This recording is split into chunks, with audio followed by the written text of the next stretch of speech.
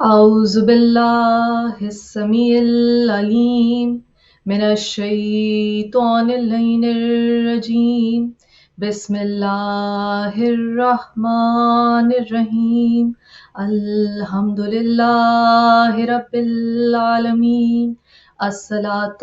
والسلام على أشرف الأنبياء والمرسلين وعلى أهل بيته الطيبين الطاهرين المعصومين أما بعد فقد قال الله تعالى في كتابه المبين وهو أصدق الصادقين بسم الله الرحمن الرحيم الله ولي الذين آمنوا يخرجهم من الظلمات إلى النور والذين كفروا أولياؤهم الطاغوت يخرجونهم من النور إلى الظلمات وأولئك أصحاب النار هم فيها خالدون صدق الله العلي العظيم بسم الله الرحمن الرحيم اللهم اجعل محيا محمد وآل محمد ومماتي ممات محمد وآل محمد اللهم صل على محمد وآل محمد وعجل فرجہ۔ معزز ناظرین، اس مبارک، اس عظیم، اس طیب مہینے کی برکات آپ سب کو بہت بہت مبارک ہوں، اور میری دعا ہے پروردگار عالم سے بصدقہ اس کے حبیب محمد مصطفیٰ صلی اللہ علیہ وآلہ وسلم اور آپ کی اہل بیت علیہ السلام کے، کہ اللہ تعالیٰ نہ صرف آپ کے روزوں کو، آپ کی عبادات کو، آپ کے استغفار کو، آپ کی دعاؤں کو، آپ کی عبادات کو، آپ کے اخلاص کو اپنی بارگاہ میں قبول کرے، بلکہ اس مبارک بابرکت ماہ رمضان کی رحمت کے ذریعے، کی برکت کے ذریعے، کی فضیلت کے ذریعے آپ کو اللہ تعالیٰ روحانی ترقی نصیب فرمائے، آمین۔ معزز ناظرین، سرنامہ کلام میں سورہ بقرہ کی آیت 257 کی تلاوت کا شرف حاصل کیا گیا، جس میں ایک بہت بڑا وعدہ ہے اللہ تعالیٰ کا، جو کہتا ہے کہ بے شک اس کا ہر وعدہ برحق ہے، اور وہ جو بے شک ان اللہ علی کل شیء قدیر ہے، سب سے زیادہ ہر شے سے بڑھ کر قدرت رکھنے والا ہے، کائنات کی ہر شے پہ اس کی قدرت ہے، پوری کائنات پہ اس کا اقتدار ہے، تو اس سے بڑھ کر کون ہو سکتا ہے جو اپنے وعدے کو ایفا کرے۔ اس آیہ مبارکہ میں اللہ تعالیٰ نے اتنا خوبصورت وعدہ کیا ہے، اللہ ہے ولی ان لوگوں کا جو ایمان لائے۔ ولی یعنی دوست، یعنی رہنما، یعنی مولا، یعنی سرپرست، یعنی نگہداشت کرنے والا، یعنی حفاظت کرنے والا، یعنی رہنمائی کرنے والا۔ وعدہ کرتا ہے وہ کہ وہ خود ولی ہے ان لوگوں کا جو ایمان لائے، اور نکال لاتا ہے انہیں ظلمات سے، اندھیروں سے نور کی طرف، روشنی کی طرف۔ اور پھر کہا وہ لوگ جو کفران نعمت کرتے ہیں ان کو کافر کہا ہے قرآن نے۔ یاد رکھیے، جنہوں نے جھٹلایا، جنہوں نے کفران نعمت کیا، چاہے وہ جھٹلانا ہدایت کی سب سے بڑی نعمت کو جھٹلانا اس کا کفران نعمت ہو، جس طرح متعدد مقامات پہ قرآن حکیم میں مثال دی گئی، جب ایک قریے کی، ایک قصبے کی، ایک علاقے کی مثال دیتا ہے تو کہتا ہے وَضَرَبَ اللَّهُ مَثَلًا قَرْيَةً كَانَ آمِنَةً مُطْمَئِنَّةً، کہ مثال ہے اس قریے کی، اس خطے کی کہ جہاں امن بھی تھا اور امان بھی، یعنی کہ سڑکوں پہ بھی، باہر گھروں کے باہر بھی امن تھا اور گھروں میں سکون تھا۔ پھر کہا کیا ہوا، فقط فکفر انعم اللہ، کہ انہوں نے اللہ کی نعمتوں کا کفران کیا۔ جب کفران نعمت کیا تو تب ان پہ عذاب ہوا، تب ان کا امن اور امان تہس نہس ہو گیا۔ تو یاد رکھیے قرآن حکیم نے جہاں کفر کا لفظ استعمال کیا وہاں کفران نعمت کے معنوں میں آیا، جس طرح کہا انا ہدیناہ السبیل، اما شاکرم و اما کفورا، کہ تمہیں رستہ دکھا دیا، سبیل دکھا دیا، صراط مستقیم دکھا دیا، سیدھا رستہ دکھا دیا، اس کی طرف تمہاری ہدایت کر دی. انا ہدیناہ السبیل اما شاکرم و اما کفورا. اب تم پہ منحصر ہے کہ شکر گزار بنو یا کافر بن جاؤ، کفران نعمت کرنے والے بن جاؤ. آج کا جو موضوع ہے وہ بھی اس تصور سے بہت زیادہ الائنڈ ہے، بہت زیادہ اس کے قریب ترین ہے کہ کافر کسی کو کہہ دینا کیونکہ وہ ایک مخصوص کام کسی مخصوص طریقے سے نہیں کرتا، یقیناً یہ غلط ہے. معزز ناظرین، اللہ تعالیٰ نے کافر اس کو کہا کہ جو کفران نعمت کرتا ہے، اور یہاں پہ اللہ تعالیٰ کہتا ہے، وعدہ کرتا ہے کہ وہ دوست ہے ان لوگوں کا جو ایمان لے آئے اور نکال کے لے جاتا ہے انہیں ظلمات سے، اندھیروں سے روشنی کی جانب. اب یاد رکھیے معزز ناظرین کہ جب اللہ تعالیٰ اندھیروں سے نکالنے کی بات کرتا ہے تو یہ اندھیرے اجتماعی بھی ہو سکتے ہیں، یہ اندھیرے انفرادی بھی ہو سکتے ہیں، ہر طرح کے اندھیروں سے پروردگار نکالنے کی بات کرتا ہے. معزز ناظرین، اللہ تعالیٰ نے خود وعدہ کیا ہے کہ وہ اندھیرے سے روشنی کی طرف لے آئے گا. اب یہ اندھیرے، یہ ظلمات، خواہ انفرادی ہو، انسان کے اندر کی تاریکی ہو، جہالت کی تاریکی ہو، یا اجتماعی ہو، معاشرے کی تاریکی ہو، پروردگار نے کہا کہ جو ایمان لے آئے میں اسے اندھیرے سے روشنی کی طرف لے آؤں گا. عزیزان گرامی، آج ہم نے آج کے موضوع کا عنوان رکھا ہے اسلام اور روحانیت. زیادہ تر لوگ، بہت سی ایسی ڈسکشنز ہوتی ہیں، بہت سی کنورسیشنز ہوتی ہیں جس میں یہ پتہ چلتا ہے کہ بہت سے لوگ، خاص طور پہ نئی نسل کے لوگ، اس مذہب کو بہت مشکل پاتے ہیں اور یہ سمجھتے ہیں کہ شاید یہ پریکٹیکل نہیں ہے، اس کو نبھانا، اس پہ عمل کرنا. آج کے زمانے میں، جس طرح ہم نے پچھلی نشست میں بھی بات کی، دور حاضر میں اسلام، آج کے زمانے میں لوگ سمجھتے ہیں کہ شاید اگر ہم اسلام کے پابند ہو گئے تو ہمارے لیے ان تمام شرعی تقاضوں کو پورا کرنا، ان ریچولز کو نبھانا بہت مشکل ہو جائے گا. اس کی بہت بڑی وجہ ہے، اور یہ لمحہ فکریہ ہے. وہ بہت بڑی وجہ معزز ناظرین یہ ہے کہ لوگ اسلام کو صرف محدود کر لیتے ہیں شرعی مسائل تک، فقہی مسائل تک.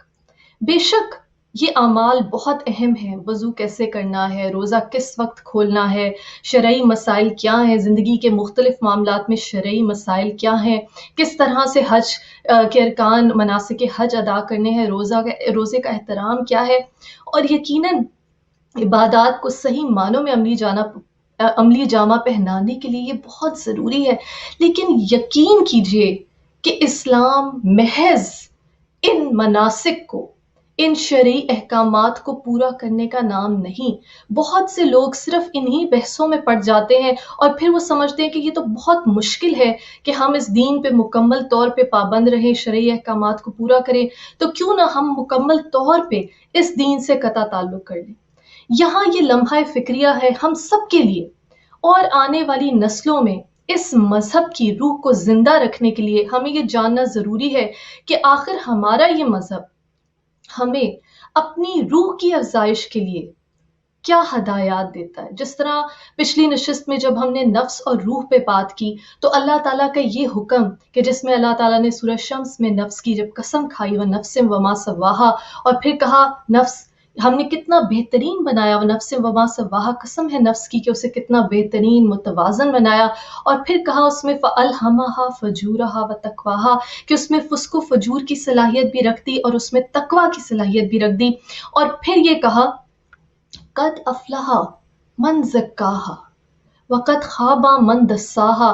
کامیاب ہو گیا وہ، فلاح پا گیا وہ کہ جس نے نفس کا تزکیہ کیا، اور برباد ہو گیا وہ جس نے اسے گناہوں سے آلودہ کیا. تو ہمیں یہ پتا چلا، ہم نے یہ بات بھی کی کہ کس طرح نبی اکرم صلی اللہ علیہ وآلہ وسلم نے آج سے 1400 سال قبل یہ بتا دیا، من عرفا نفسہ فقد عرفا ربہ، کہ جس نے اپنے نفس کو پہچان لیا اس نے اپنے رب کو پہچان لیا. اور پھر قرآن حکیم میں متعدد مقامات پر جہاں بھی انبیاء کا ذکر کیا گیا، 1,24,000 انبیاء کو بھیجا گیا، تو بارہا ان کے 4 کام بتلائے گئے، یتلو علیہم آیاتہ ویعلمہم الکتاب والحکمہ ویزکیہم، کہ اللہ تعالیٰ کی آیتیں پڑھ کے سنائے، اللہ کی نشانیاں دکھائے، کتاب اور حکمت کی تعلیم دے اور نفس کا تزکیہ کرے۔ تو معلوم ہوا کہ ہمارا مذہب صرف اور صرف ہمیں ریچولز یا شرعی تعلیمات کی حد تک محدود نہیں رکھنا چاہتا، بلکہ وہ چاہتا ہے کہ انسان غور و فکر بھی کرے، جس طرح قرآن حکیم میں بارہا کہا، تم قرآن میں تدبر کیوں نہیں کرتے، تم قرآن میں تفکر کیوں نہیں کرتے، کیا تمہارے دلوں پر قفل چڑھے ہوئے ہیں؟ تو معلوم یہ ہوا کہ کوئی اور صحیح ہے، کوئی اور جستجو ہے جو ہمیں کرنی ہے اللہ تعالیٰ کے احکامات کو پورا کرنے کے لیے، اور اس طرح سے پورا کرنے کے لیے کہ آپ کی روح شادمان ہو، آپ خوش ہوں، روحانی طور پہ مطمئن ہو۔ ہم نے روحانیت کو اپنے دین سے الگ کر دیا، اور پھر ہم نے دین کو دنیا سے الگ کر دیا، جبکہ یہ وہ دین ہے کہ سب سے زیادہ فطرت کے قریب ترین ہے۔ ان الدین عند اللہ الاسلام، اللہ کے نزدیک دین اسلام ہی ہے۔ اور میں نے پہلے بھی جو بارہا یہ مثالیں دیں، بی بی فاطمہ زہرا سلام اللہ علیہ نے کہا کہ ایک عورت اس وقت خدا کے قریب ترین ہوتی ہے جب وقت وہ اپنے گھر میں اپنے بچے کی افزائش کرتی ہے، اس کی تربیت کرتی ہے، اس کا خیال کرتی ہے۔ نبی اکرم صلی اللہ علیہ وسلم اور ائمہ طاہرین سے منسوب ہے کہ رزق حلال کمانے سے وہ گناہ بھی دھل جاتے ہیں جو نماز روزے سے نہیں دھلتے۔ تو پتہ چلا کہ تمام دنیاوی امور کو ادا کرنے میں وہ ثواب رکھا گیا ہے کہ جو انسان کو زیادہ راہ مہیا کرتا ہے قیامت کے لیے۔ اب دیکھیے، ہم نے اس موضوع کو سمجھنا ہے کہ آخر ہم اپنی روح کی افزائش کیوں کر سکتے ہیں، روحانی سکون۔ دیکھیے، روحانیت کو عام طور پہ جب لوگ سمجھتے ہیں تو وہ کہتے ہیں کہ شاید یہ صرف صاحب کرامت لوگوں کے لیے ایک چیز ہے، وہ لوگ جنہوں نے کچھ ایسی مشقت کی، کچھ وظائف پڑھے، وہ لوگ جنہوں نے رہبانیت کا رستہ اختیار کر لیا، جنہوں نے اس دنیا کو ترک کر دیا،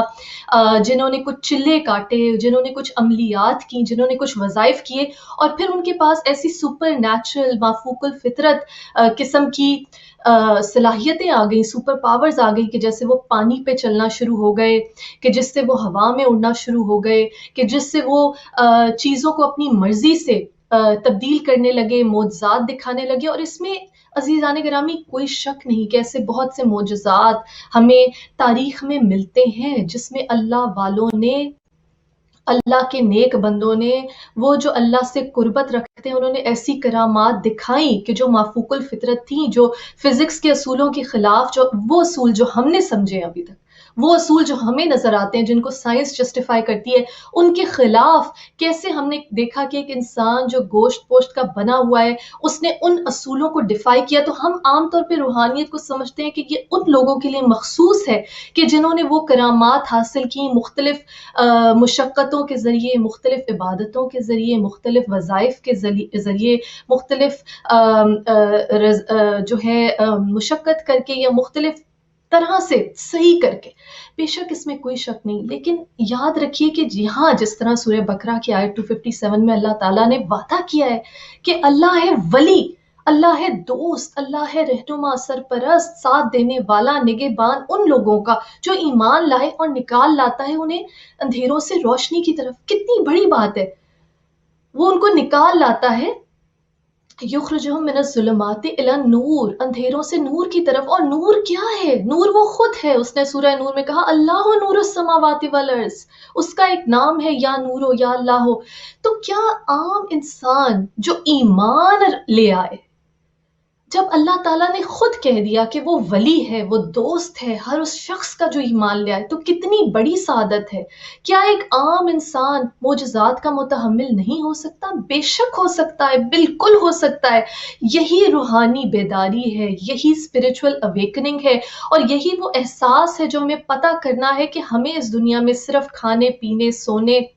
افزائش نسل کرنے، گھر بنانے، گھر میں رہنے اور مر جانے کے لیے پیدا نہیں کیا گیا۔ مولائے کائنات مولا علی علیہ السلام نے فرمایا کہ کیا سمجھتے ہو کہ تم ایک حقیر ذرہ ہو؟ نہیں، تم میں ایک پوری کائنات ہے، ایک پورا عالم ہے۔ صرف اور صرف ضرورت ہے روحانی بیداری کی۔ اور میں نے پچھلی نشستوں میں بھی بہت سے ائمہ طاہرین کے اقوال آپ کے ساتھ شیئر کیے، جس طرح مولائے کائنات باب مدینہ العلم خطیب منبر سلونی مولا علی علیہ السلام نے کہا کہ خود کھانا کھانا جسم کی غذا ہے، دوسروں کو کھانا کھلانا روح کی غذا ہے۔ اس پہ غور کیجئے، خود کھانا کھانا جسم کی غذا ہے، دوسروں کو کھلانا روح کی غذا ہے۔ اور پھر کہا کہ یہ جسم تو مٹی میں مل جانا ہے، فنا ہو جانا ہے، اس پہ اتنی توجہ نہ دو، اس کے آرام کی، اس کی افزائش کی اتنی فکر نہ کرو، بلکہ اس روح کی فکر کرو جو ہمیشہ رہنی ہے۔ اور یاد رکھیے اللہ تعالیٰ نے قرآن حکیم میں خود کہا وَنَفَخْتُ فِيهِ مِن رُوحِي، کہ جب میں آدم میں، اس مٹی کے پتلے میں، اس ابن تراب میں اپنی روح پھونکوں، نفخت فیہ من روحی، اپنی روح پھونک دوں، تو فرشتوں سے کہا فقعوا لہ ساجدین، فوراً سجدے میں گر جانا۔ اب ذرا سوچئے، یہ روح جو اس پروردگار نے دی، اپنی روح پھونکی، اس کا کیا مطلب ہے عزیزان گرامی؟ اس کا مطلب ہے کہ ہر انسان کے اندر، چاہے اس کا تعلق کسی بھی مذہب سے ہو، دنیا کے کسی قبیلے سے ہو، دنیا کے کسی خطے سے ہو، جب بنی آدم میں روح پھونکی ہے اللہ تعالیٰ نے،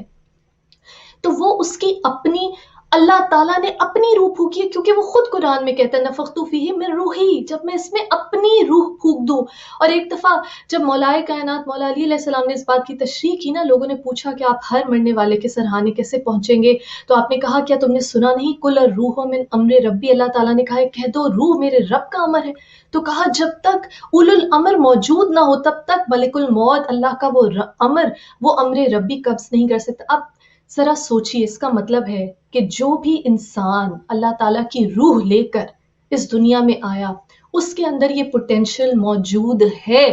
کہ وہ اس پروردگار سے کنیکٹ ہو سکے۔ یہی کنیکشن،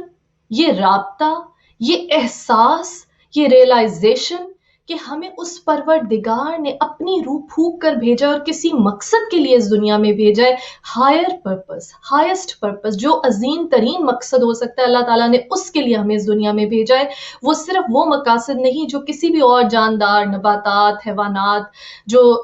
کھاتے پیتے ہیں، زندگی گزارتے ہیں، اپنا رزق حاصل کرتے ہیں کسی نہ کسی طرح اور پھر دنیا سے چلے جاتے ہیں، نہیں، یہ روح لامحدود ہے، لا مکان و زمان ہے، یہ ہمیشہ رہنے والی ہے۔ اور اس زندگی میں بھی جو مزہ ہے زندہ رہنے کا، جو اصل حیات ہے، وہ روحانی بیداری کے بغیر ممکن نہیں۔ اس لیے خدا را یہ مت سمجھیے کہ یہ صرف اور صرف ان لوگوں کا ایک ملکیت رہ گئی، جاگیر رہ گئی کہ جنہوں نے ریاضت کی، جنہوں نے عبادات کی، جنہوں نے وظائف پڑھے اور وہ روحانی طور پہ اللہ تعالیٰ کے قریب پہنچ گئے۔ ایک واقعہ ہے جو عراق کے ایک بہت بڑے مجتہد اور علامہ سے منسوب ہے کہ وہ اپنے ایک درس دیتے تھے،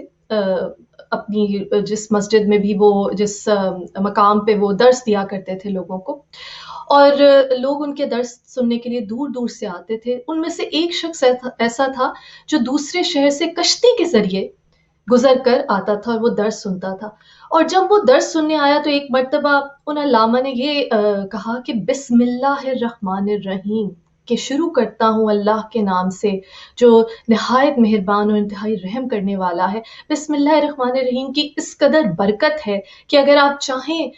یقین کے ساتھ کہ اللہ کے نام سے شروع کیا جو رحمان اور رحیم ہے، تو آپ پانی کے اوپر بھی چل سکتے ہیں، اتنی برکت ہے اس نام۔ اب وہ ایک شاگرد تھا جو سننے آتا تھا کشتی لے کے، اس نے دل میں سوچا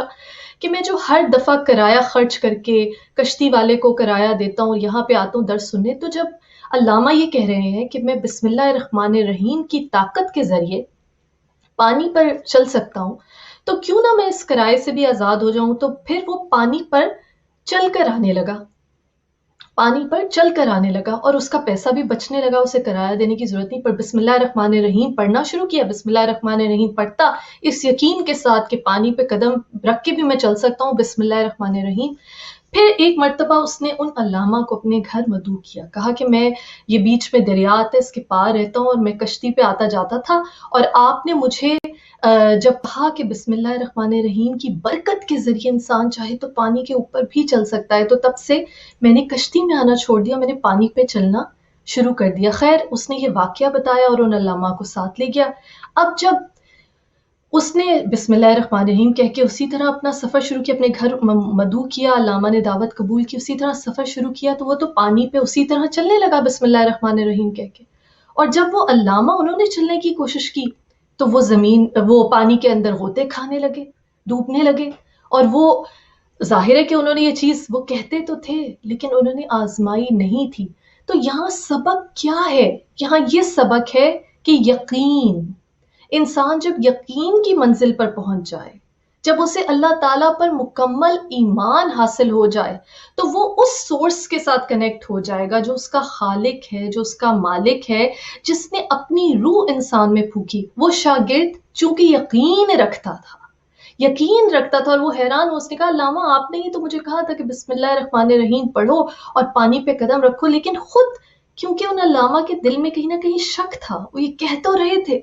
لیکن پوری طرح سے ان کا دل اللہ تعالیٰ کی ربانیت پہ، اللہ کے نام کی برکت پر ایمان نہیں لایا ہوا تھا. اب ہم کہیں سے یہ نہیں کہہ سکتے کہ خدا نہ خواستہ ان کا ایمان کمزور تھا، خدا نہ خواستہ کوئی ایسی خرابی تھی ان میں، لیکن یہ واقعہ شیئر کرنے کا، بیان کرنے کا مقصد یہ ہے کہ کوئی بھی انسان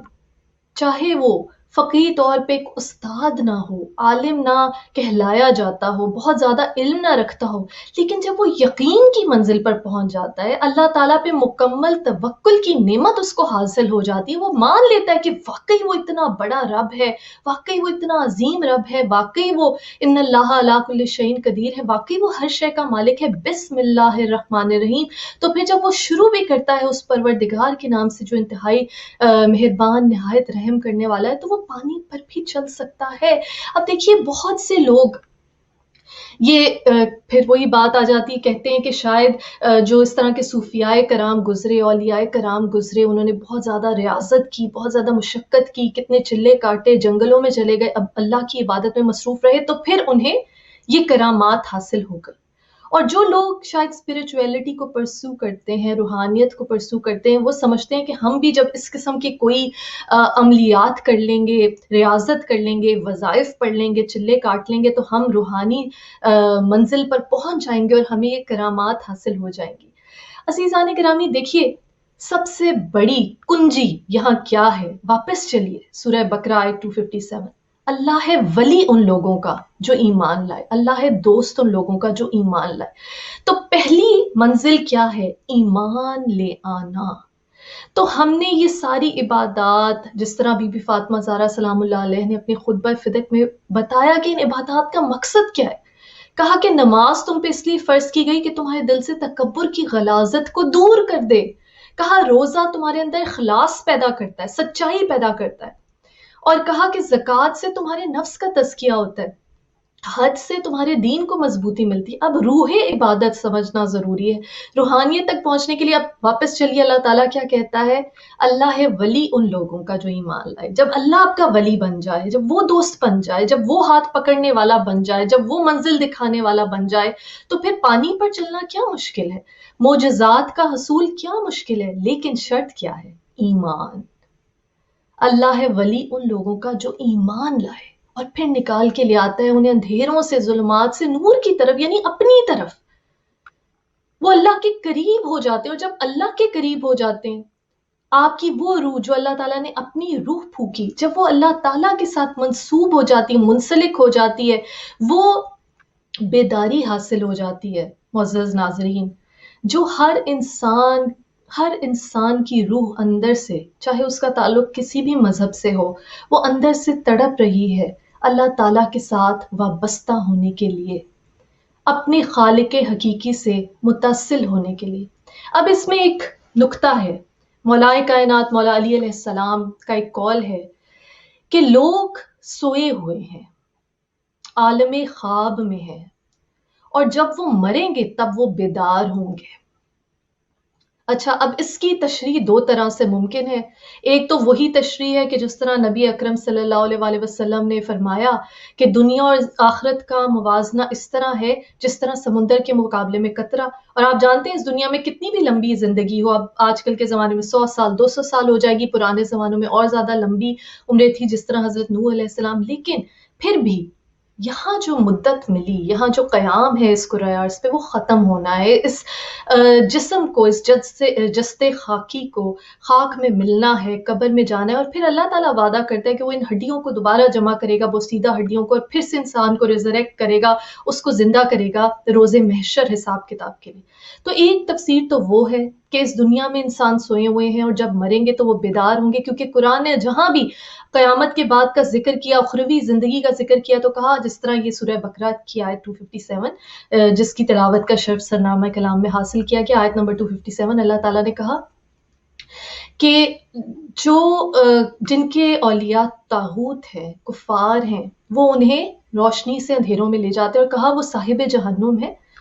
اولئک اصحاب النار ہم فیہا خالدون، اور ہمیشہ اس پہ رہیں گے۔ اور جہاں بھی جنت کا بھی ذکر کیا کہ نہریں بہیں گی وہاں پہ اور انسان کے لیے اتنی آسائشیں ہوں گی، وہاں بھی کہا ہم فیہا خالدون، ہمیشہ اس میں رہیں گے۔ تو وہ ایک انفینٹ ٹائم ہے، نہ ختم ہونے والا وقت ہے۔ تو ایک تفسیر تو وہ ہے، لیکن دوسری تفسیر عزیزان گرامی، جس طرح بہت بڑے ایک اللہ تعالیٰ کے صوفی بزرگ گزرے ہیں سندھ میں، شاہ عبد اللطیف بھٹائی رحمۃ اللہ علیہ، بھٹ شاہ کے نام سے بھی ان کو یاد کیا جاتا ہے، اور ان کی بہت سی تصانیف ہیں، پوئٹری انہوں نے کی ہے، سندھی زبان میں ہے، اس کے ترجمے اس کلام کے موجود ہیں۔ تو یہ جو اولیاء اللہ ہیں، آپ غور و فکر کیجئے کہ انہوں نے بغیر کسی ہتھیار کے، بغیر کسی فوج کے، بغیر کسی لشکر کے، یہ ان ملکوں سے آئے جہاں شاید جیسے سنسکرت ہندوستان میں بولی جاتی تھی، ہندی بولی جاتی تھی، یہ عرب سے آئے ہیں جہاں عربی بولی جاتی ہے، زبان نہیں جانتے، یہاں کے لوگوں کا کلچر نہیں جانتے، لیکن ظاہر ہے کہ اللہ تعالیٰ پھر انہیں حکمت دے دیتا ہے، ان کے علم میں اضافہ کرتا ہے،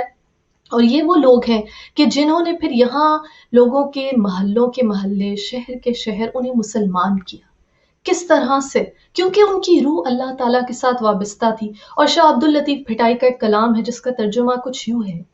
مرنے سے پہلے جو مریں ہوں گے وہی حیات۔ اب مولائے کائنات مولا علی علیہ السلام کے اس قول پہ غور کیجئے کہ لوگ جو زندہ ہیں وہ عالم خواب میں ہیں، سوئے ہوئے ہیں، اور جب مریں گے تو وہ بیدار ہوں گے۔ اب جب مرنے کے وقت کی جو بیداری ہے، کیا وہ اس زندگی میں حاصل کی جا سکتی ہے؟ جس طرح شاہ عبد اللطیف بھٹائی کا یہ کلام کہ مرنے سے پہلے جو مریں ہوں گے وہی حیات، اور جس طرح ایک بابا بلے شاہ رحمۃ اللہ علیہ کا کلام ہے کہ اے بلیا اسا مرنا نہیں، گور پیا کوئی اور، کہ میں نے مرنا نہیں ہے، یہ جو قبر میں پڑا ہے یہ کوئی اور ہے۔ تو یہ کون لوگ ہیں کہ جو مرنے کے بعد بھی زندہ ہیں؟ اور یہ کون لوگ ہیں کہ جو اس زندگی میں کہتے ہیں کہ ہم نے موت کا مزہ چکھ لیا اور اب ہم دوبارہ زندہ ہو گئے؟ وہ زندگی آخر کیا ہے اور وہ موت کیا ہے؟ عزیزان گرامی، جس طرح ہم نے پچھلی نشست میں بات کی تھی نفس اور روح پہ، تو ہم نے کہا کہ نفس کی حالتیں ہیں، ایک نفس لوامہ ہے جو برائی پہ ملامت کرتا ہے، ایک نفس امارہ ہے جو برائی کی طرف انسان کو کھینچتا ہے، برائی کی طرف آمادہ کرتا ہے، ٹیمپٹ کرتا ہے، اور اللہ تعالیٰ نے پھر کہا قد افلح من زکاہا، جس نے اپنے نفس کا تزکیہ کر لیا وہ فلاح پا گیا۔ تو اب نفس کا تزکیہ ہم نے کرنا ہے، اس نفس کو ہم نے پاک کرنا ہے، اور اس نفس کو سمجھنا ہے تاکہ ہم اللہ تعالیٰ کو سمجھ سکیں، جس طرح نبی اکرم صلی اللہ علیہ وآلہ وسلم نے فرمایا۔ تو اب دیکھیے، ہم نے اس زندگی میں بیدار ہونا ہے۔ جب تک روحانی طور پہ انسان بیدار نہیں ہوتا، تب تک وہ اس زندگی کا مزہ، اس زندگی کی نعمت، اس زندگی کو جینے کا جو حق ہے وہ ادا ہی نہیں کر سکتا۔ اس سے کیا ثابت ہوتا ہے؟ اس سے یہ ثابت ہوتا ہے کہ ہر شخص پہ یہ فرض ہے کہ وہ اپنی روحانی ترقی کے لیے، اپنی روحانی نشو و نما کے لیے تگ و دو کرے۔ اور یاد رکھیے کہ جب ہم بارہا کہتے ہیں کہ اللہ تعالیٰ نے کہا غور و فکر کرو، تدبر کرو، اپنے نفس کو پہچانو، خود قرآن حکیم میں کہا کہ کیا ان لوگوں نے اپنے نفس پہ غور نہیں کیا؟ کیا ان لوگوں نے اپنے نفس پہ غور نہیں کیا؟ تو اپنے نفس پہ بھی غور کرنا ہے عزیزان گرامی۔ دیکھیے، اب اس میں کچھ بہت باریک نکتے ہیں جو سمجھنا بہت ضروری ہے۔ اب آپ سوچئے کہ وہ لوگ جو زمانہ جاہلیت میں بت پرستوں کے گھروں میں پیدا ہوئے، انہوں نے دیکھا کہ ہمارے باپ دادا ان بتوں کی پوجا کرتے ہیں، کوئی آگ کی پوجا کرتا ہے، کوئی لات و منات کی پوجا کرتا ہے۔ اب ان کے لیے اللہ تعالیٰ کی توحید کو قبول کرنا، جب نبی اکرم صلی اللہ علیہ وآلہ وسلم نے کہا قولوا لا الہ الا اللہ، کہہ دو اللہ کے سوا اور کوئی معبود نہیں، آپ ذرا خود سوچئے کہ ماں باپ کسی ایک مذہب پہ، کسی ایک طریقے پہ چل رہے تھے، اور وہ بتوں کی پوجا کر رہے تھے، ان بتوں کے اوپر بھینٹ چڑھاتے تھے، قربانی دیتے تھے، انہیں کو اپنا خدا سمجھتے تھے۔ اب ان کے لیے ایک دم سے اسلام کو قبول کرنا یہ کیسے ممکن ہوا ہوگا کہ انہوں نے اپنے باپ دادا کے مذہب کو چھوڑ دیا؟ یہ بھی ممکن ہوا روحانی بیداری کے ذریعے، کیونکہ اللہ تعالیٰ نے جو اپنی روح رکھی ہے انسان میں، جب وہ اس پروردگار کے ساتھ متصل ہو جاتی ہے، اس کی وجود کا اقرار کر لیتی ہے، اس کے سامنے سر تسلیم خم کر لیتی ہے، تو اس وقت وہ ایمان کے درجے پر فائز ہو جاتا ہے۔ وہ اس اللہ تعالیٰ کے موجود ہونے کی، حاضر و ناظر ہونے کی، مالک ہونے کی، خالق ہونے کی، رازق ہونے کی، علیم ہونے کی، حکیم ہونے کی حقیقت کو جان لیتا ہے، اور پھر اس میں اتنی ہمت آ جاتی ہے کہ چاہے وہ ماں باپ کے بتائے ہوئے رستے سے، جو کہ بت پرستی کے رستے پہ تھے، ان سے بھی ہٹ جائے۔ تو یہاں بھی عین ممکن ہے کہ آپ مسلمان ہونے کے باوجود آپ نے اپنے گھرانوں میں دیکھا ہو کہ دنیا داری کے لیے جھوٹ بولا جاتا ہے، جھوٹ بولنا ایک عام بات ہے، مصلحت سمجھی جاتی ہے، لیکن جب ہم نے اللہ تعالیٰ سے کنیکٹ کرنا ہے، جب ہم نے روحانی بیداری حاصل کرنی ہے،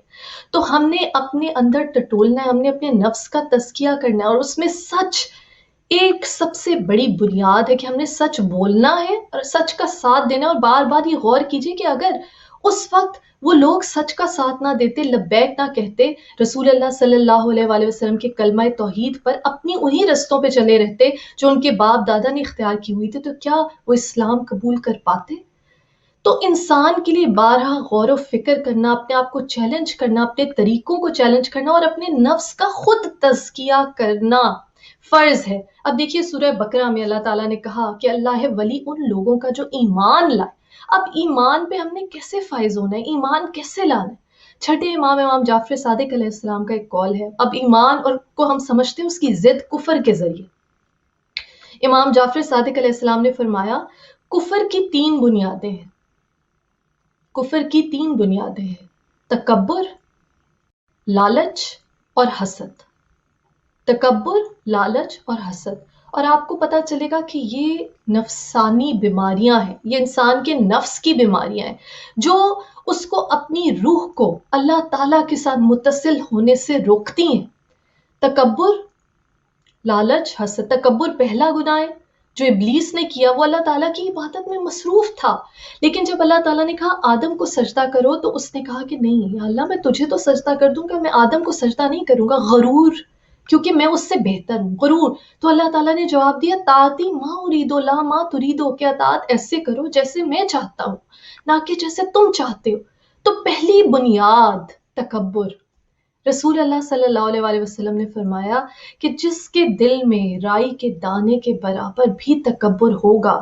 وہ جنت کی بو نہیں سونگھ سکے گا۔ بی بی فاطمہ زہرا سلام اللہ علیہ نے فرمایا کہ نماز تم پہ اس لیے فرض کی گئی کہ تکبر کی گندگی کو، غلاظت کو تمہارے دل سے نکالتی ہے۔ اب اپنی عبادات پہ غور کیجئے، اگر آپ کی عبادات، آپ کی نماز آپ کو مغرور بنا دیتی ہے، آپ سمجھتے ہیں holier than thou کہ میں دوسروں سے بہتر ہوں کیونکہ میں نمازی ہوں، وہ بے نمازی ہے، تو وہیں مقصد تو فوت ہو گیا۔ آپ چاہے ساری عمر نمازیں پڑھیے، لیکن جب تکبر نے اندر جگہ بنا لی تو اس کا مطلب کیا ہے؟ اس کا مطلب ہے کہ آپ لا الہ الا اللہ تک نہیں پہنچے، آپ نے تو اپنی ذات کا ہی ایک بت بنا لیا، آپ اس کی پوجا کر رہے، آپ اس کی پرستش کر رہے۔ تو یہ مرنے سے پہلے جو مرے اپنے اس بت کو توڑنا ہے، اپنی ذات کے خول سے باہر نکلنا ہے، تو پھر آپ کو یہ سمجھ آئے گی کس طرح مولا کائنات مولا علی علیہ السلام نے کہا کہ خود کھانا کھانا جسم کی غذا ہے، دوسروں کو کھلانا روح کی غذا ہے۔ اور جب آپ اللہ تعالیٰ کے سامنے صحیح معنوں میں سر تسلیم خم کر لیتے ہیں اور کہتے ہیں کہ اگر دوستی ہے اللہ کے لیے، دشمنی ہے اللہ کے لیے، میرا جو عمل ہے اللہ کے لیے، جب آپ غور کریں گے عزیزان گرامی تو آپ کو حکمت کی دولت نصیب ہو جائے گی۔ اللہ تعالیٰ نے کہا حکمت بہت، بے شک جسے حکمت عطا کی اسے بہت بڑی دولت عطا کی، اور اللہ تعالیٰ جسے چاہتا ہے حکمت دیتا ہے۔ پھر آپ عقل کے اس بلند ہائیسٹ تھاٹ پہ پہنچ جائیں گے جو اللہ تعالیٰ کی طرف سے، کیونکہ مظہر خدا، جس طرح اللہ تعالیٰ نے اہل بیت علیہ السلام کو مظہر خدا بنا کر بھیجا کہ وہ اللہ تعالیٰ کی جو صفات ہیں ان کو دنیا میں ظاہر کرے، کس طرح امام حسین علیہ السلام نے حر کے لشکر کو جو رستہ روکنے آیا تھا اپنے حصے کا پانی پلا دیا،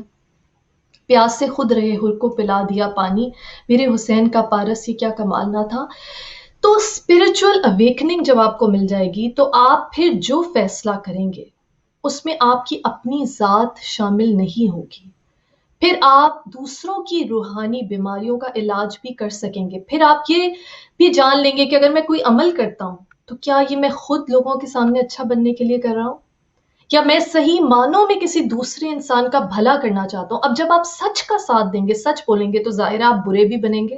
آپ عام لوگوں کو خوش ہمیشہ نہیں کر سکیں گے. لوگ آپ کی مخالفت کریں گے. جب آپ سچ کا ساتھ دیں گے تو ہو سکتا ہے آپ کو اپنے رشتہ داروں، اپنے عزیزوں، ان کی مخالفت مول لینی پڑے، اور بے شک یہ ہوگا. امام حسین علیہ السلام علی مقام نے فرمایا کہ جب تنہا رہ جائے، سچ تنہا رہ جائے تو مجھے یاد کرو. امام حسین علی مقام علیہ السلام نے اپنی شہادت، عظیم ترین شہادت کا نذرانہ پیش کیا کس طرح؟ سچ کا ساتھ دینے کے لیے. تو جب آپ اللہ تعالیٰ سے متصل ہو جاتے ہیں تو پھر صحیح معنوں میں آپ اس قابل ہو جائیں گے کہ آپ دوسرے لوگوں کی نفسانی اور روحانی بیماریوں کا اس طرح سے علاج کر سکیں کہ آپ یہ دیکھیں کہ کس طرح سے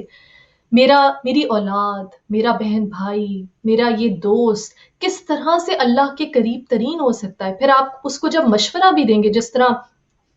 رسول اکرم صلی اللہ علیہ وآلہ وسلم اور ائمہ طاہرین نے فرمایا کہ جب مشورہ بھی دو تو یہ امانت ہے. تو وہ مشورہ آپ اپنی ذات کی خود نمائی کے لیے، لوگوں کے سامنے واہ واہ حاصل کرنے کے لیے، اچھا بننے کے لیے نہیں دیں گے. وہ مشورہ بھی آپ اس بنیاد پر دیں گے کہ کس طرح سے یہ شخص اپنی بہترین نفس کی حالت پہ آ سکتا ہے، کس طرح یہ شخص اللہ تعالیٰ کی قربت حاصل کر سکتا ہے، کس طرح یہ شخص اپنے نفس کی بیماریوں کو دور کر سکتا ہے. اس کے لحاظ سے آپ مشورہ دیں گے. اور ایک مسلمان، ایک مومن صحیح معنوں پر ایمان کے اس درجے پہ فائز ہوتا ہے کہ نہ صرف وہ اپنا تزکیہ کرتا ہے، کیونکہ مولائے کائنات مولا علیہ السلام نے فرمایا کہ جب کسی میں کوئی برائی دیکھو تو فوراً اپنے اندر ٹٹولو کہ کیا تم میں یہ برائی موجود نہیں. کسی کے گناہوں کی وجہ سے کہا اسے حقیر نہ سمجھو، کہ ہو سکتا ہے کہ جب تک تم اسے اگلے دن دیکھو وہ ان گناہوں سے توبہ کر چکا ہو. اور اللہ تعالیٰ نے وعدہ کیا ہے جتنے بھی گناہ کر لو دل سے توبہ کرو، معافی مانگو اور پھر اس گناہ کو نہ دہرانے کا وعدہ کرو دل سے، تو اللہ تعالیٰ تمہارے سارے گناہوں کو معاف کر دے گا. مگر کہا لیکن اللہ کی رحمت سے مایوس نہ ہونا. تو مولائے کائنات مولا علی علیہ السلام نے کہا ہو سکتا ہے اگلے دن وہ اپنے گناہوں سے پاک ہو گیا ہو، توبہ کر چکا ہو، اور تم اسے حقیر سمجھ کے ان گناہوں میں مبتلا ہو جاؤ. تو معزز ناظرین، یہ بہت سے بت ہیں جن کو ہم نے توڑنا ہے. یہ مال و دولت دنیا، یہ رشتہ و پیوند، بتان وہم و گما، لا الہ الا اللہ. کہ ایون رشتوں کے اندر اگر کوئی عمل آپ کو اللہ تعالیٰ سے قربت سے دور کرتا ہے تو آپ نے اس بت کی پوجا نہیں کرنی جو اس رشتے کا نام ہے، بلکہ آپ نے اللہ تعالیٰ کی راہ میں سچ کا ساتھ دینا ہے، حق کا ساتھ دینا ہے. اور یہ جب آپ کا قبلہ و کعبہ سیدھا ہو جائے، جب آپ کو پتہ چل جائے، تو پھر آپ اس منزل پہ فائز ہوں گے. مولائے کائنات مولا علی علیہ السلام نے کہا کہ صرف اللہ کے سامنے ایسے ہو جاؤ جیسے غلام اپنے مالک کے سامنے ہوتا ہے، اور دیکھو کسی اور انسان کے سامنے اس طرح سے مت ہونا. کیونکہ اگر آپ کسی اور رشتے کو اس طرح سے بنا لیں گے تو پھر آپ اللہ کی بتائی ہوئی باتوں پہ عمل نہیں. ایک مثال ہے، جس طرح اپنے والدین کے اگر کہنے پہ آپ جھوٹ بولتے ہیں تو آپ نے اللہ تعالیٰ کے حکم کو تو ڈیفائی کر دیا. اگر آپ یہ سمجھتے ہیں کہ میں نے والدین کا حکم مانا ہے یہاں پہ، لیکن جن معاملات پہ اللہ تعالیٰ کی حکم عدولی ہو، جن معاملات پہ آپ کا نفس داغدار ہو، گناہوں میں آلودہ ہو، آپ نے ان معاملات میں اپنے ماں باپ کی بات بھی نہیں ماننی. یہ ہے لا الہ الا اللہ کا کانسیپٹ. اور اپنی بات بھی نہیں ماننی، کیونکہ آپ نے یہ ٹٹولنا ہے کہ یہ جو میں فیصلہ کرنے جا رہا ہوں، یہ جو میرے ذہن میں خیال ہے، یہ جو میرا عمل ہے، کیا یہ میں اپنی ذات کی خوشنودی کے لیے کر رہا ہوں، کیا اپنی کسی خواہش کے حصول کے لیے کر رہا ہوں، یا اللہ تعالیٰ کو خوش کرنے کے لیے کر رہا ہوں. تو یہ جب آپ اپنی ہر سوچ میں، ہر بیان میں، ہر عمل میں جب یہ تصور ذہن میں آ جائے گا کہ دوستی صرف اللہ کے لیے، دشمنی صرف اللہ کے لیے، ہر سوچ، ہر بیان، ہر عمل صرف اللہ تعالیٰ کی خوشنودی کے لیے، تو پھر خود بخود اللہ تعالیٰ آپ کی رہنمائی کرتا جائے گا. دو اور گناہ جو امام جعفر صادق علیہ السلام نے کہا کفر کی بنیاد ہے، حسد اور لالچ. لالچ کی مثال بھی قارون کے ذریعے میں قرآن حکیم میں بیان کی گئی کہ کس طرح وہ اپنے اتنے بڑے خزانے کو لے کر آیا اور اس پہ تکبر بھی آ جاتا ہے. اس نے کہا یہ سب میں نے اپنے زور بازو پہ حاصل کیا. اور پھر کیا ہوا؟ اللہ تعالیٰ نے اسے زمین میں دھسا دیا، زمین میں دھسا دیا اس کے لالچ کی سزا کے طور پہ، کیونکہ پھر اس کا بت، اس کا الہ، اس کا مال تھا، اور اس مال کے حصول کے ساتھ اس میں تکبر پیدا ہو گیا. اس نے اپنی ذات کی پرستش کی. وہ سمجھنے لگ گیا کہ یہ سب تو میں نے اپنی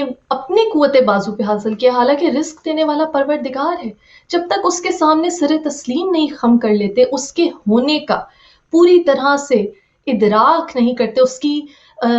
وحدانیت کو، اس کی الوہیت کو، اس کے ایک ہونے کو، اس کے علی کل شیء قدیر ہونے کو، ہر شے پہ مالک ہونے کو، اس کے رازق ہونے کو، اس کے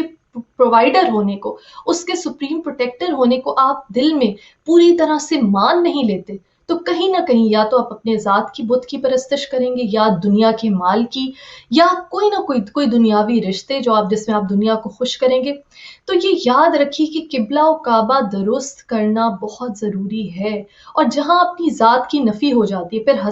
حسد میں بھی یہ ہے کہ آپ دوسرے لوگوں کی کوئی ترقی دیکھیں، دوسرے کا مال دیکھیں، اور آپ کو یہ محسوس ہو کہ اس کے پاس کیوں ہے اور میرے پاس کیوں نہیں، تو اس کا مطلب ہے آپ اللہ تعالیٰ کی تقسیم پہ راضی نہیں ہے نا. اور پھر آپ نے الہ پھر اپنی ذات کو بنایا ہوا ہے کہ مجھے یہ مل جائے. تو لا الہ الا اللہ میں پہلے تو اپنی ذات کی نفی ہے، پہلے تو اپنے نفس کی نفی ہے. اپنے آپ کو آپ نے بڑائی اور تکبر سے بچانا ہے. اپنے آپ کو اتنا عظیم نہیں سمجھنا کہ جس طرح آپ ابلیس کے رستے پہ چل پڑیں کہ میں تو فلانے سے بہتر ہوں. پھر لالچ سے بچنا ہے تاکہ آپ اس دنیا کی دولت کو کہیں اپنا الہ نہ بنا بیٹھے، اس دنیا کی لالچ کی ہوس کو اپنا الہ نہ بنا بیٹھے. دولت کا حصول کریں، بے شک رزق حلال بہترین عبادت ہے، لیکن یہ سوچیے کہ اس کا مصرف کیا. اگر آپ کسی رشتہ دار پہ بھی خرچ کریں کہ آپ اس لیے خرچ کریں ہیں کہ آپ کی واہ واہ ہو جائے، یا آپ اس لیے خرچ کریں ہیں کہ اس کی اصلاح ہو، اس کے حالات بہتر ہوں، وہ اس قدر تنگ دست ہے، اس قدر ضرورت مند ہے، کہ آپ اللہ کی راہ میں کسی دکھاوے کے لیے نہیں، کسی رشتہ دار کو خوش کرنے کے لیے نہیں، اپنی ذاتی نمود و نمائش کے لیے نہیں، بلکہ اس لیے خرچ کریں کہ اس مومن کی ضرورت پوری کریں. تو یہ بہت باریک معاملات ہیں، لیکن یہ سب کچھ بہت آسان ہو جاتا ہے کہ جب آپ کی فرسٹ پرائیورٹی، آپ کی ٹاپ پرائیورٹی، آپ کی اولین ترجیح صرف اور صرف اللہ تعالیٰ کی ذات ہو جائے. جب آپ اس یقین، اس مقام پر پہنچ جائیں گے تو پھر ہر عمل اللہ کے لیے ہوگا، ہر عمل اللہ کی خوشنودی کے لیے ہوگا، نہ کہ اس دنیا کو خوش کرنے کے لیے، نہ کہ اپنے رشتہ داروں کو خوش کرنے کے لیے، نہ کہ اپنی ذات کی انا کی تسکین کرنے کے لیے. اور حسد سے آپ خود بخود پاک ہو جائیں گے، کیونکہ آپ دوسروں کے لیے بہتر سے بہترین چاہیں گے. آپ چاہیں گے کہ جو آپ کا مومن بھائی ہے، جو آپ کی مومن بہن ہے، وہ آپ سے زیادہ ترقی کرے، آپ اس کے لیے بہترین چاہیں گے. اور جب آپ کسی کے لیے بہترین چاہنا شروع ہو جاتے ہیں تو خود بخود آپ کا عمل اللہ تعالیٰ کی مشیت الہی کے مطابق ہو جاتا ہے. بار بار آپ نے یہ ضرور چیک کرنا ہے، بار بار آپ نے اپنے ہر سوچ کو، آپ نے اپنی ہر سوچ کو، آپ نے اپنے ہر بیان کو، آپ نے اپنے ہر عمل کو اللہ تعالیٰ کی خوشنودی کے مطابق بنانے کی بھرپور حد الامکان کوشش کرنی ہے. اور جب آپ خلوص دل کے ساتھ یہ کوشش کرنے لگیں تو روحانی طور پر آپ بلند سے بلند ہوتے جائیں گے، مضبوط سے مضبوط ہوتے جائیں گے. اور پھر دیکھیے بہت سے ہمیں ٹولز دیے گئے ہیں، ہمیں ذرائع دیے گئے ہیں، وسائل دیے گئے ہیں. جس طرح قرآن میں کہا، نبی اکرم صلی اللہ علیہ وسلم نے کہا، صبر اور نماز سے مدد لو، صبر اور صلات سے مدد لو. تو جب کوئی مصیبت آئے تو اللہ تعالیٰ کی خوشی کے لیے صبر کرنا، وہ چیزیں، وہ حالات جو انسان کے اختیار سے باہر ہیں ان پہ صبر کرنا. اور پھر شکر اتنی بڑی اور اتنی ضروری چیز ہے انسان کے لیے، انسان کی روحانی ارتقاء کے لیے. جس طرح بی بی فاطمہ زہرا سلام اللہ علیہ نے اپنی خطبہ فدق میں یہ اللہ تعالیٰ کی حمد و ثنا کرتے ہوئے یہ کہا کہ اللہ تعالیٰ کی نعمتوں کا تم شعور بھی نہیں رکھتے. اتنی نعمتیں اس نے عطا کی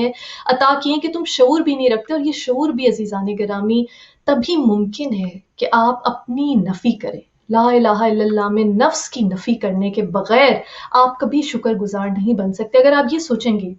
کہ میں یہ ہوں اور یہ سب کچھ میں ڈیزرو کرتا تھا، جو کچھ مجھے ملا یہ تو میرا حق تھا، بلکہ اب مجھے اور چاہیے، تو پھر وہی مولا کائنات مولا علی علیہ السلام کا قول کہ انسان میں عقل اور خواہش دونوں موجود ہیں، فرشتوں میں عقل ہے اور جانوروں میں خواہش ہے. اگر انسان اپنی عقل کو اپنی خواہش پر حاوی کر لے تو وہ فرشتوں سے افضل ہو جائے گا، اور اپنی خواہش کو اگر عقل پہ حاوی کر لے تو وہ جانوروں سے بدتر ہو جائے گا. جب آپ یہ سوچتے ہیں کہ یہ تو میرا حق تھا، اور جو کوئی چیز آپ کو دنیا میں نہیں ملتی، کوئی نعمت آپ کہتے ہیں کہ یہ مجھے کیوں نہیں ملی، دوسرے کے پاس کیوں ہے، وہاں حسد آ جاتا ہے. پھر آپ یہ سوچتے ہیں تکبر کی بنیاد ہے نا کہ میں تو ڈیزرو کرتا ہوں. پہلے آپ نے اپنی ذات کی نفی کرنی ہے، نہیں میں یہ ڈیزرو نہیں کرتا تھا،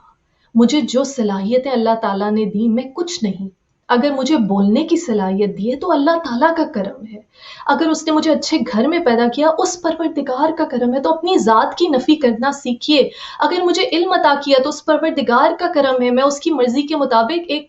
اگلا حرف ادا نہیں کر سکتا، اگلی سانس نہیں لے سکتا. یہ ہاتھ پاؤں جو چل رہے ہیں، یہ جو حواس خمسہ ہیں، سننے کی صلاحیت، دیکھنے کی صلاحیت، بولنے کی صلاحیت، یہ اللہ تعالیٰ کا کرم ہے. کہیں بھی یہ سینس آف انٹائٹلمنٹ اپنے اندر پیدا ہونے مت دیجئے کہ یہ سب میرا حق تھا.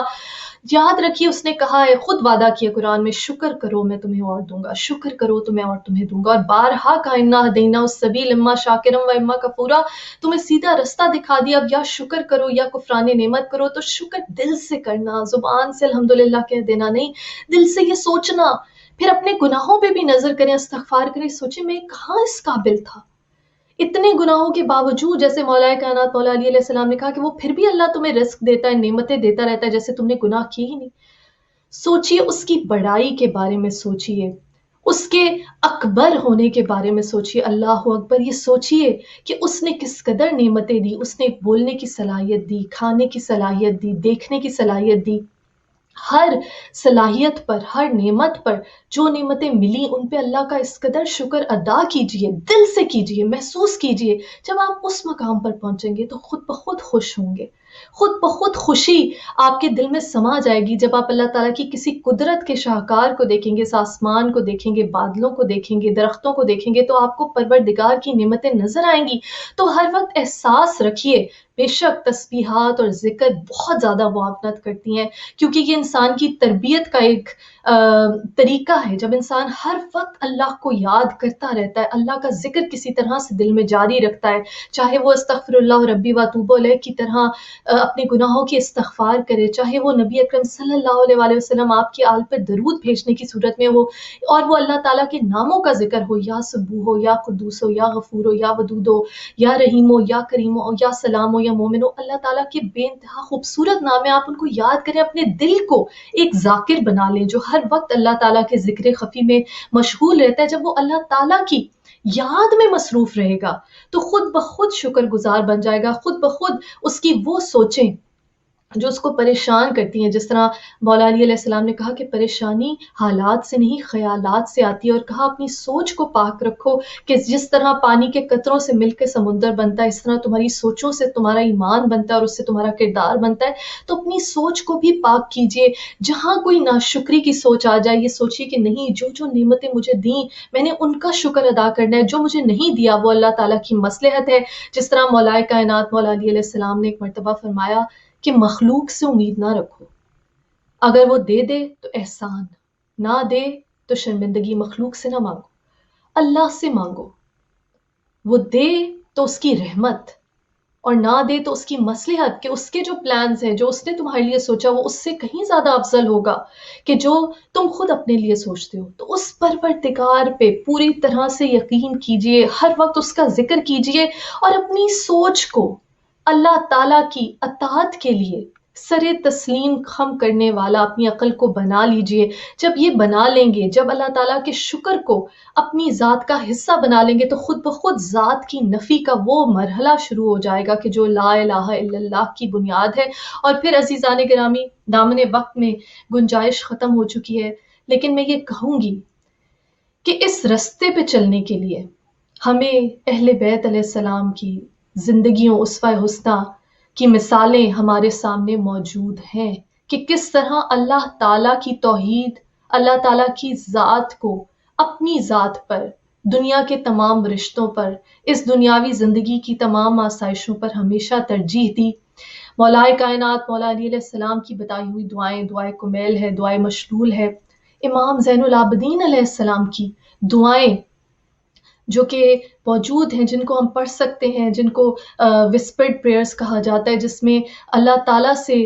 شکر گزاری کا اس قدر اظہار ہے، انسان کی اپنی کم مائیگی، اس کی کم حیثیتی، اس کی کمزوری کی اکنالجمنٹ ہے، اور یہ دعائیں ہی انسان کے ایک اسپرچول رستے میں اس کی بے انتہا مدد کرتی ہیں۔ کربلا کو اپنی درسگاہ بنائیے، کربلا کی درسگاہ سے سبق لیجئے کہ کس طرح سے سچ کا ساتھ دیا جاتا ہے، کس طرح سے انسان سے محبت کی جاتی ہے، کس طرح دوسروں کی ہدایت کے لیے اپنی جان تک کی قربانی پیش کی جاتی ہے۔ جب کربلا کو درسگاہ بنا لیں گے، جب اہل بیت علیہ السلام کی زندگیوں سے سبق حاصل کریں گے، جب یہ دعا جس کو نبی اکرم نے کہا کہ بہترین عبادت ہے، اللہ تعالیٰ سے دعا کرتے رہیے، رب زدنی علما، یا رب ہمارے علم میں اضافہ فرما، یا اللہ ہمیں روحانی ارتقاء حاصل کرنے کی توفیق عطا فرما، یا اللہ ہمیں توفیق دے کہ ہم اپنے نفس کو پہچان سکیں تاکہ تجھے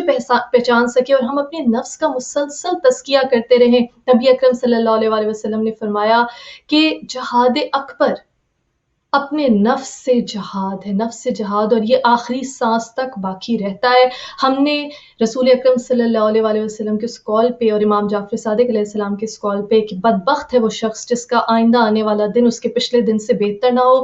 اس ماہ رمضان مبارک کی برکتوں کے ذریعے جبکہ آپ اللہ تعالیٰ کے لیے روزہ رکھتے ہیں، ضرور غور و فکر کیجئے، اپنے نفس کے تزکیے کی طرف جد و جہد کیجئے، صحیح کیجئے، اللہ تعالیٰ سے مدد مانگتے رہیں، سچ کا ساتھ دیں، جھوٹ کو اپنی زندگیوں سے بالکل نکال دیں، کیونکہ جہاں بھی آپ جھوٹ بولیں گے کوئی نہ کوئی دنیاوی مقصد اس کے پیچھے ہوگا۔ مولا کائنات مولا علی علیہ السلام نے کہا کہ جھوٹ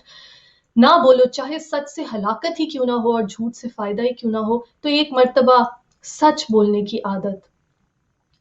اپنا لیجئے، بہت سی برائیوں سے پاک ہو جائیں گے۔ جب اس ماہ رمضان میں ہم روزہ رکھتے ہیں، اپنے نفس کا تزکیہ کرتے ہیں، تو ایک مرتبہ عہد کیجئے کہ صرف سچ بولیں تاکہ ہمارا دل پاک و صاف ہو سکے، اور اللہ تعالیٰ کی محبت، ایمان اللہ تعالیٰ پہ صحیح معنوں میں ہمارے دل میں اپنی جگہ بنا سکے۔ بی بی فاطمہ زہرا سلام اللہ علیہ نے فرمایا تھا کہ توحید کے شعور کو دل میں اتارا۔ نبی اکرم صلی اللہ علیہ وسلم نے جب توحید کا پیغام دیا تو اس شعور کو دل میں اتارنا ہے تاکہ ہمارا قلب سلیم بن سکے، ہماری عقل سلیم بن سکے، اور ہماری روح صحیح معنوں پہ ارتقاء کی، اویکننگ کی، اسپرچول اویکننگ کی ان منازل پہ پہنچ سکے کہ جس کے لیے اللہ تعالیٰ نے اپنی روح پھونک کر ہمیں اس دنیا میں بھیجا۔ یا اللہ،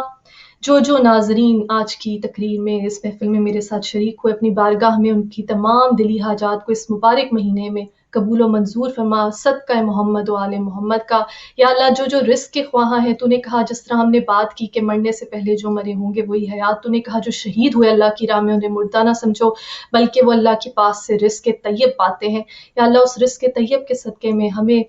بہترین پاک و طیب رزق عطا فرما، جن کے پاس گھر نہیں وہ گھر دے جو مجلس شبیر کے لیے ہو۔ یا اللہ، ہمارے بچوں کو علمی میدان میں ترقی نصیب فرما اور انہیں دین و دنیا کا علم عطا کر کے وہ اسلام کو اپنی زندگیوں میں شامل کر سکیں۔ یا اللہ، جو بیمار ہیں، بیمار کربلا کے صدقے سے انہیں شفائے کلی نصیب فرما، ہمیں اس وبا سے، اس پینڈیمک سے محفوظ رکھ۔ یا اللہ، کوئی غم نہ دے سوائے غم حسین، اور شبیر کا غم بانٹ رہا ہے تو ادھر دے۔ لعنت اللہ علی قوم الظالمین۔ اللہم